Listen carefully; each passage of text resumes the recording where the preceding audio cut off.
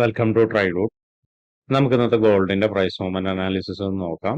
അതിനുവേണ്ടി one day ചാർട്ടാണ് എടുത്തിരിക്കുന്നത്. One day ചാർട്ടിൽ നോക്കിയാൽ കാണാം, മാർക്കറ്റ് കഴിഞ്ഞ കുറച്ച് ദിവസങ്ങളിലായിട്ട് ഈ ഒരു FVG ക്രിയേറ്റ് ചെയ്തിട്ടുണ്ടായിരുന്നു. അവിടെ ഇങ്ങനെ സപ്പോർട്ട് എടുത്തുകൊണ്ടിരിക്കുകയാണ്. ഇന്നലെ സംഭവിച്ചിരിക്കുന്നത് അവിടെ നിന്ന് മുകളിലോട്ട് സ്ട്രോങ് ആയിട്ട് കയറിപ്പോയി വീണ്ടും താഴോട്ടേക്ക് തന്നെ ഇറങ്ങി വന്നു.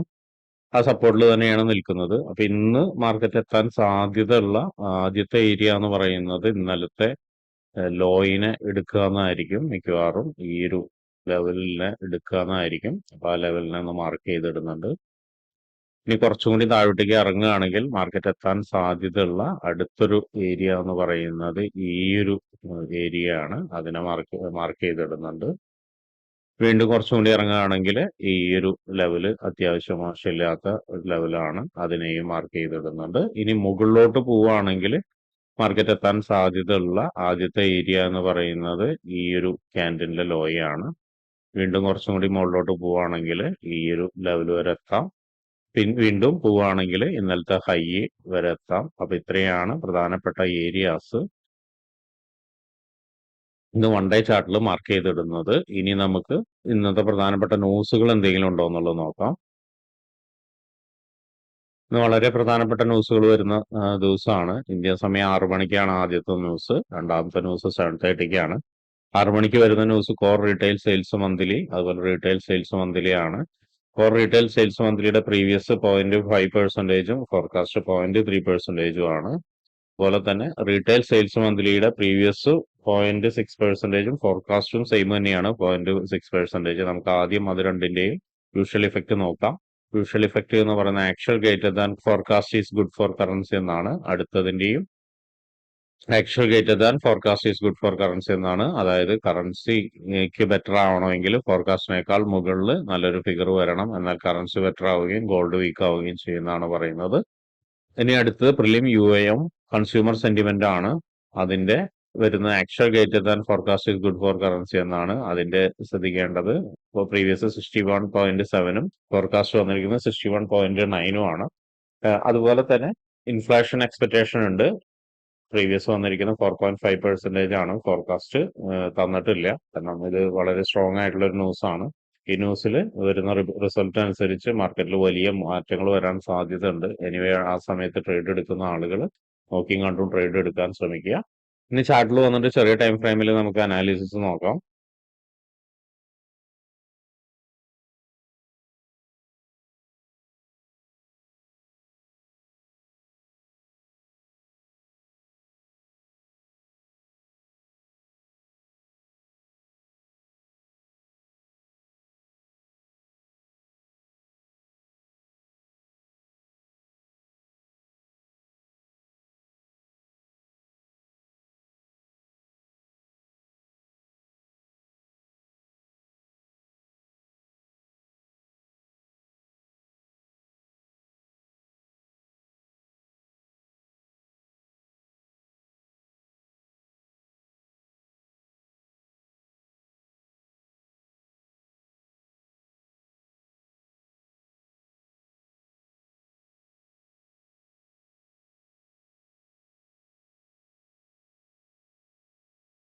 വൺ അവർ ചാർട്ടിലെ പ്രധാനപ്പെട്ട ഏരിയാസ് മാർക്ക് ചെയ്തിട്ടുണ്ട്. നമുക്ക് അതിന്റെ പ്രൈസ് റേഞ്ചുകളൊന്ന് നോക്കാം. ആദ്യമേ സപ്പോർട്ടിൽ നിന്ന് തന്നെ തുടങ്ങാം. 3269.771, 3285.288, അടുത്തത് 3298.866 ആൻഡ് 3315.353. അടുത്ത സപ്പോർട്ട് വരുന്നത് 3328.688 ആൻഡ് 3344.691. അതാണ് സപ്പോർട്ടുകളിലുള്ളത്. ഇനി റെസിസ്റ്റൻസിന്റെ നോക്കാം. റെസിസ്റ്റൻസ് 3365.300, അടുത്തത് 3378.150, അടുത്തത് 3394.637 ആൻഡ് 3410.150. അപ്പൊ ഇത്രയാണ് പ്രധാനപ്പെട്ട 1 അവറിലെ ഏരിയാസ്. ഇനി നമുക്ക് 50 മിനിറ്റ്സിൽ പോയിട്ട് എൻട്രി സാധ്യതകളൊന്ന് നോക്കാം.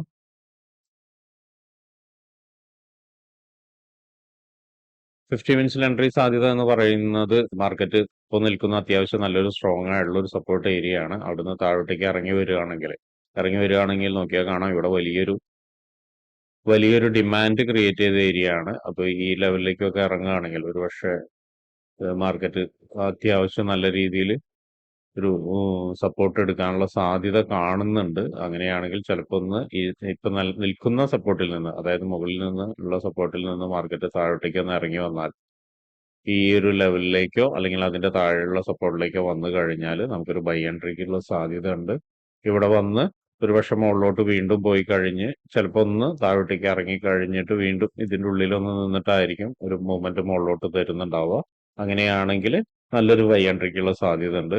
അല്ലെങ്കിൽ ഈ ഒരു ഏരിയയിൽ നിന്ന് തന്നെ മാർക്കറ്റ് മുകളിലോട്ടൊന്ന് പോയി കഴിഞ്ഞതിന് ശേഷം, അതായത് ഈ ഒരു റേഞ്ചിന്റെ ഉള്ളിൽ നിന്നതിന് ശേഷം വീണ്ടും ഒരു ബ്രേക്ക് ഔട്ട് തന്ന് അടുത്ത താഴോട്ടേക്ക് വരാനുള്ള സാധ്യതയുണ്ട്. അപ്പൊ അങ്ങനെയാണെങ്കിൽ അടുത്ത സപ്പോർട്ടിൽ നിന്നിട്ട് മാർക്കറ്റ് എടുത്ത് മുകളിലോട്ട് പോകാനുള്ള സാധ്യതയുണ്ട്. അല്ല എങ്കിൽ ഒരുപക്ഷെ മാർക്കറ്റ് ഒരുപക്ഷെ ഒരു ലോങ് ടൈമിലേക്ക് തന്നെ മാർക്കറ്റ് ഒരു വലിയ രീതിയിലുള്ള മൂവ്മെന്റ് താഴോട്ടേക്ക് തരാനുള്ള സാധ്യതയുണ്ട്. അതായത് ഈ ഒരു ലോയിനെ ബ്രേക്ക് ചെയ്ത് കഴിഞ്ഞാൽ ലോങ് ടൈമിലേക്ക് മാർക്കറ്റ് താഴോട്ടേക്ക് വരാനുള്ള ഒരു സാധ്യത കാണുന്നുണ്ട്. അതുപോലെ തന്നെ മറ്റൊരു കാര്യം എന്ന് പറയുന്നത് മാർക്കറ്റ് ഇപ്പൊ നിൽക്കുന്ന ഏരിയയിൽ നിന്ന് തന്നെ ഒരുപക്ഷെ സപ്പോർട്ട് എടുത്തിട്ട് കുറച്ച് മുകളിലോട്ട് പോകാനുള്ള സാധ്യതയും കൂടി ഉണ്ട്. അത് ആദ്യമായിട്ട് എത്തേണ്ടത് അല്ലെങ്കിൽ അതിന്റെ ഒരു ടാർഗറ്റ് എന്നൊക്കെ പറയുന്നത് ഏറെക്കുറെ ഈ റേഞ്ചിലേക്കായിരിക്കും വരുന്നുണ്ടാവുക. ഈ റേഞ്ചിൽ നിന്ന് ഒരുപക്ഷെ ഒരു ചെറിയ കൺഫർമേഷൻ കിട്ടുകയാണെങ്കിൽ ചെറിയൊരു ട്രേഡ് താഴോട്ടേക്ക് എടുക്കാം. അല്ലെങ്കിൽ ഒന്ന് മുകളിലോട്ട് വീണ്ടും പോയി റെസിസ്റ്റൻസ് ഏരിയയിൽ നിന്നിട്ട് വീണ്ടും ഒന്ന് താഴോട്ടേക്ക് വരാനുള്ള സാധ്യതയുണ്ട്. എന്നിട്ടായിരിക്കും മുകളിലോട്ട് പോവുക. അത് ഈ റെസിസ്റ്റൻസ് ബ്രേക്ക് ചെയ്ത് കഴിഞ്ഞാൽ അടുത്ത റെസിസ്റ്റൻസ് ലെവലിലേക്ക് എത്താനും സാധ്യതയുണ്ട്. അപ്പൊ ഇത്രയാണ് ഇന്നത്തെ ഗോൾഡിന്റെ പ്രൈസ് മൂവ്മെന്റ് അനാലിസിസ്. ട്രേഡ് എടുക്കുന്ന ആളുകൾ എല്ലാവരും മനസ്സിലാക്കേണ്ട കാര്യം, ഈ ഒരു സിനാരിയോ കറക്റ്റ് ആയിട്ട് വർക്ക് ചെയ്യണമെന്നില്ല. പക്ഷെ പ്രധാനപ്പെട്ട ഏരിയാസ് മാർക്ക് ചെയ്യുകയും അവിടെ എത്തുന്ന സമയത്ത് അഡീഷണൽ കൺഫർമേഷൻ എടുത്ത് നിങ്ങളുടേതായ രീതിയിൽ ട്രേഡ് എടുക്കാൻ ശ്രമിക്കുക. ഒരിക്കലും ബ്ലൈൻഡ് ആയിട്ട് ട്രേഡ് എടുക്കരുത്.